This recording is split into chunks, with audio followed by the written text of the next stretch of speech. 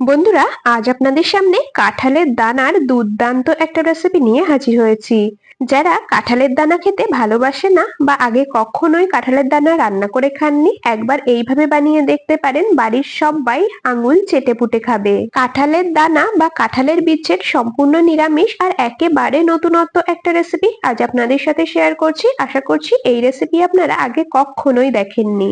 তবে বন্ধুরা, আপনাদের কাছে একটা রিকোয়েস্ট, আপনারা কিন্তু ভিডিওটা একদমই স্কিপ করে দেখবেন না, তাহলে কিন্তু বুঝতে পারবেন না আমি কি পদ্ধতিতে কোন কোন মশলা ব্যবহার করে রেসিপিটা তৈরি করছি।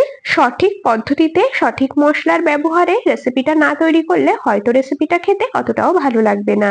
কাঁঠালের দানার রেসিপি তৈরি করার জন্য সবার প্রথমে নিয়ে নিয়েছি কাঁঠালের দানা। দানাগুলোকে পরিষ্কার করে ধুয়ে নিয়েছি। এরপর দেখুন, মাঝখান থেকে 2 ফালি করে কেটে নিয়ে তারপরে খোসাগুলোকে ছাড়িয়ে নিচ্ছি।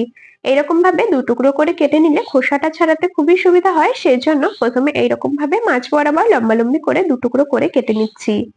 আপনারা চাইলে বটি দিয়েও কিন্তু কাজটা করে নিতে পারেন।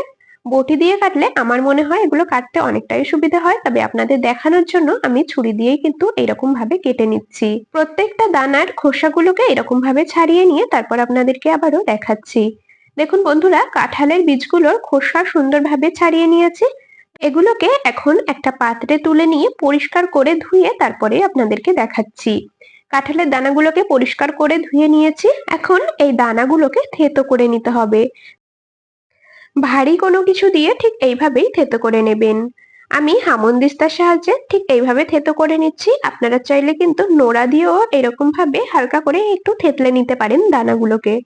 দেখতেই পাচ্ছেন, একদম কিন্তু মিহি করে থেতো করা যাবে না, ঠিক এইরকম একটু দানা দানা রেখেই কাঁঠালের বীজগুলোকে থেতলে নিতে হবে। দেখুন, প্রত্যেকটা দানাকে ঠিক এইভাবে থেতো করে নিয়েছি। বন্ধুরা, আমি কাজটা করতে থাকি, আপনারা কিন্তু অবশ্যই আমাকে এই সময়টা কমেন্টসে জানিয়ে যাবেন আপনারা কে কোন জায়গা থেকে আমার আজকের এই রেসিপিটা দেখছেন, তবেই না আপনাদের কমেন্টসে ধন্যবাদ জানাতে পারবো। থেতো করে নেওয়া দানাগুলোকে তুলে নিয়েছি একটা পাত্রের মধ্যে, আর এখন এটাকে সাইডে সরিয়ে রাখবো। এখানে নিয়েছি মিডিয়াম সাইজের 2টো আলু। আলু দুটোকে খোসা ছাড়িয়ে পরিষ্কার করে ধুয়ে নিয়েছি, আর এখন ছোট ছোট ডুমো ডুমো করে কেটে নিতে হবে। আপনারা চাইলে কিন্তু আলু ছাড়াও রেসিপিটা তৈরি করতে পারেন, তবে আমার মনে হয় আলু দিলে এর স্বাদটা বেশি ভালো হয়। এখানে আমি 2টো আলুকেই এইরকম ছোট ছোট ডুমো ডুমো করে কেটে নিয়েছি, আর আলুগুলোকে তুলে নেব একটা পাত্রের মধ্যে। দেখুন, কেটে নেওয়া আলুগুলোকে একটা পাত্রে তুলে নিয়েছি, সাইডে সরিয়ে রাখলাম। এদিকে ওভেনে একটা কড়াই বসিয়ে খুব ভালো করে গরম করে নিয়েছি। কড়াইয়ের মধ্যে বড় চামচের 1 চামচ দিয়ে দিলাম গোবিন্দভোগ চাল। চালগুলোকে শুকনো কড়াইতে ওই মোটামুটি মিনিট খানিকের মতো একটু নেড়ে চেড়ে ভেজে নেব। চালগুলো কিন্তু আমি আগে থেকে ধুয়ে নিইনি, যেহেতু গোবিন্দভোগ চালের সুন্দর একটা গন্ধ রয়েছে, ধুলে কি হয় গন্ধটা অনেকটা পরিমাণে কমে যায়, সেজন্য চালগুলো পরিষ্কার কাপড় দিয়ে মুছে নিয়েছি। ড্রাই রোস্ট করে নিয়ে একটা বাটির মধ্যে তুলে নিলাম। এখন এটাকেও রেখে দেব, এটা আমাদের রান্নায় কাজে লাগবে। এই কড়াইতেই দিয়ে দিলাম কিছুটা পরিমাণে সর্ষের তেল। তেলটাকেও বেশ ভালো করে গরম করে নিতে হবে। তার মধ্যে দিয়ে দিচ্ছি অল্প পরিমাণে লবণ আর সামান্য একটু হলুদ গুঁড়ো। এখন কেটে রাখা আলুগুলোকে এর মধ্যে দেব, আর আলুগুলোকে খুব ভালো করে ভেজে নেব একটু সময় ধরে, যাতে মোটামুটি 80% এর মতো আলুগুলো ভাজতে ভাজতে সেদ্ধ হয়ে যায়। বেশ কিছুক্ষণ ধরে আলুগুলো ভেজে নিয়েছি। এদিকে আলুগুলো কিন্তু খুব ভালো মতো করে ভাজা হয়ে গেছে। ভেজে নেওয়া আলুগুলোকে একটা বাটির মধ্যে তুলে নিলাম। এখন এটাকে সরিয়ে রেখে দেব। রান্নাটা করার জন্য একটা মশলা তৈরি করে নিতে হবে, সেজন্য একটা মিক্সির জারের মধ্যে মোটামুটি 1 ইঞ্চির মতো আদা ছোট ছোট টুকরো করে কেটে নিয়েছিলাম, সেটাকে দিয়ে দিলাম। 5 থেকে 6টার মতো দিয়েছি শুকনো লঙ্কা, 1 চামচ দিয়েছি গোটা সাদা জিরে। অল্প কিছুটা জল দিয়ে একদম মিহি করে বেটে নেব। দেখুন, মশলাটা একেবারে মিহি করে বেটে নিয়েছি। আপনারা চাইলে শিলনোড়াতেও বেটে নিতে পারেন। তো রান্নাটা করার জন্য মশলা আমাদের একদমই রেডি। এটাকে সরিয়ে রেখে দিলাম, আবারও চলে এলাম ওভেনের কাছে।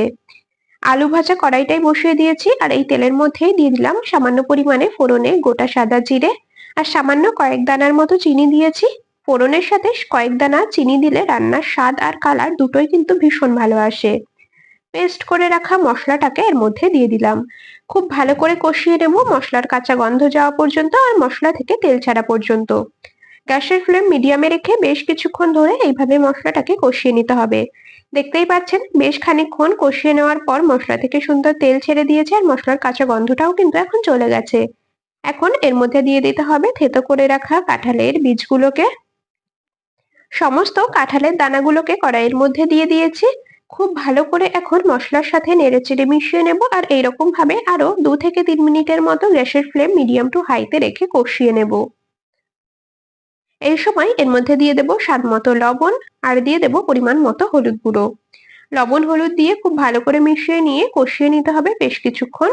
বন্ধুরা, প্রতিদিনকার মতো আজও আপনাদের সাথে একটা কথা শেয়ার করে নিই। আপনারা যদি আমার আজকের এই রেসিপিটা ইউটিউব চ্যানেল থেকে দেখে থাকেন, অবশ্যই চ্যানেলটি সাবস্ক্রাইব করে রাখবেন, আর যদি ফেসবুক পেজ থেকে দেখে থাকেন, পেজটিকে ফলো করে রাখবেন এরকম আরো দারুণ দারুণ রেসিপির আপডেট সবার আগে পাওয়ার জন্য। আপনাদের সাথে কথা বলতে বলতে এদিকে আমি কাঁঠালের বীজগুলোকে খুব ভালো করে কষিয়ে নিয়েছি। তার মধ্যে ওই চায়ের কাপ মেপে আমি 1.5 কাপের মতো দিয়েছি জল। রেসিপিটা কিন্তু খুব বেশি ঝোল হবে না, বেশ একেবারে গামাখা করে তৈরি হবে। তবে কাঁঠালের বীজগুলো যেহেতু সিদ্ধ হবে, সেই হিসাবে এখানে জলটা দিতে হবে। দেখুন ঝোল ফুটে এসেছে, এখন ঢাকা দিয়ে বেশ খানিকক্ষণ রান্না করে নেব, যতক্ষণ না কাঁঠালের বীজগুলো পুরোপুরি সেদ্ধ হয়ে যাচ্ছে আর ঝোলটাও বেশ খানিকটা টেনে আসছে। ওভেনে রান্নাটা হতে থাকুক, এই সময় আমরা বাকি কিছু কাজ কমপ্লিট করে নেব। নিয়ে নিয়েছি ড্রাই রোস্ট করে রাখা গোবিন্দভোগ চাল। একটা মিক্সির জার নিয়ে নিয়েছি, আর এর মধ্যে চালগুলোকে দেব, আর কিছুটা পরিমাণে জল দিয়ে একেবারে মিহি করে বেটে নেব। এই কাজটাও আপনারা শিলনোড়াতে করতে পারেন, তবে আমি মিক্সিতে দিয়েই একেবারে মিহি করে বেটে নিচ্ছি।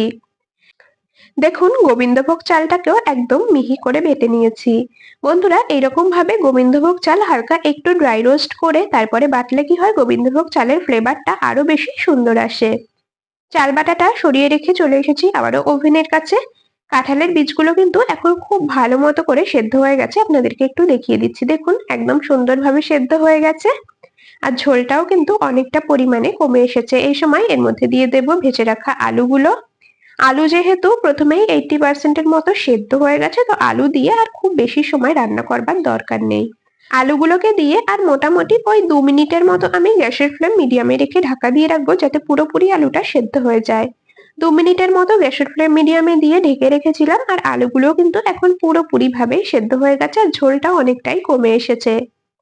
আলুগুলো তো পুরোপুরি সেদ্ধ হয়ে গেছে, কাঁঠালের বীজগুলোও পুরোপুরি সেদ্ধ হয়ে গেছে। এখন এর মধ্যে বেটে রাখা গোবিন্দভোগ চাল দিয়ে দিলাম, আর দিয়ে দেব 1/2 চামচ ভাজা মশলার গুঁড়ো। এখানে ভাজা মশলা বলতে আমি গোটা জিরে আর গোটা ধনে ড্রাই রোস্ট করে তারপর গুঁড়ো করে নিয়েছি।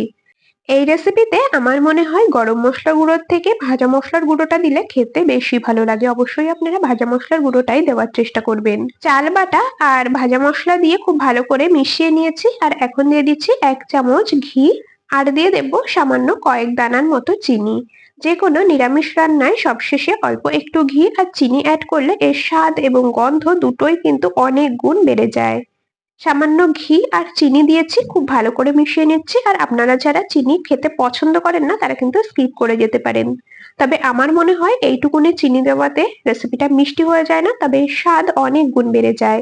তো সমস্ত কিছু খুব ভালো করে মিশিয়ে নিয়েছি, আর এখন কিন্তু গরম গরম ভাতের সাথে পরিবেশন করার জন্য একেবারে তৈরি হয়ে গেছে। একটা প্লেটের মধ্যে নামিয়ে নিচ্ছি, আর দেখুন দেখতেও কতটা লোভনীয় লাগছে। রুটি পরোটার সাথেও কিন্তু আপনারা কাঁঠালের বীজ বা কাঁঠালের দানার এই রেসিপিটা পরিবেশন করতে পারেন, আশা করছি ভীষণ ভালো লাগবে। রেসিপিটা আপনাদের কেমন লাগলো অবশ্যই কমেন্টসে জানিয়ে যাবেন। যদি ভালো লেগে থাকে ভিডিওটিতে একটি লাইক আর বন্ধুদের মধ্যে অনেক অনেক শেয়ার করে দেওয়ার অনুরোধ রইল। তবে আজ এখানেই শেষ করছি, আবার দেখা হবে পরবর্তী কোনো রেসিপির সাথে। ততক্ষণ সকলে ভালো থাকবেন, সুস্থ থাকবেন।